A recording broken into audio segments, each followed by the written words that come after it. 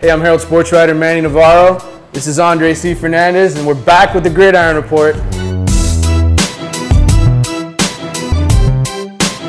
All right, now we look at the top five. Team we've talked about already, the Miramar Patriots. New head coach Damon Cogdale goes to West Virginia. Matthew Strout takes over. He was coaching the offensive line last season. Now he's the head coach.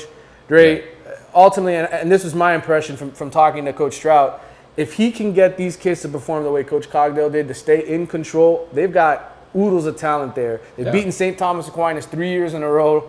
I mean, this is a special team. They just didn't get the job done last year. Yeah, I mean, you name it. All over the field, the defense is still solid. The line up front, a guy like Leeward Brown, you look at the weapons they have on offense. Now Javon Durant comes over. That even makes the receiving corps even better for whoever's throwing the football to them. It's just that I think it comes down to that. But if you have a guy like Stroud who's a familiar face, that's going to help tremendously with the kids. And I think if he's got that rapport and they all buy into their system by season's end, Miramar once again right there in the thick of it. Number 4, Miami Central. 3 state championships in the last 4 years, but now Joe Yearby's at UM and Dalvin Cook's at Florida State. So we'll see what Coach Roland Smith has up his sleeve.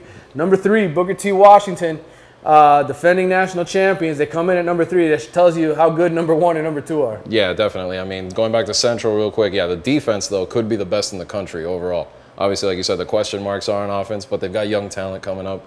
That's why I think Booker T, we agreed to rank them a spot ahead for now, because even though it's new faces in key positions, they have the kids like, Maurice Alexander comes over from Homestead.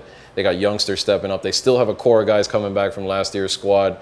And they just look more balanced across the board going into the season, where you can point to their roster and go, yes, this team is still capable of not only winning the state title, but still deserves to be ranked among the top 5 in the country. All right, number 2, Plantation American Heritage, defending 5A state champions.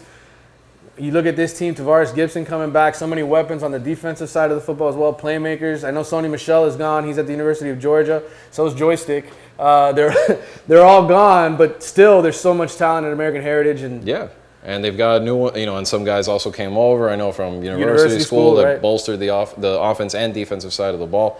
But you look at a guy like Torrance Gibson, that quarterback, he's not just a quarterback. He's just such an explosive playmaker, both by running the football, the decision-making skills, he's gotten better.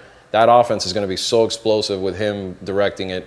And then on defense, like you said, stacked secondary, McFadden, those guys. I mean, it's going to be a fun game. And then, obviously, that leads us to their first opponent. Right, number 1, St. Thomas Aquinas. I know they didn't win the state championship last year. We had 5 state champions last year.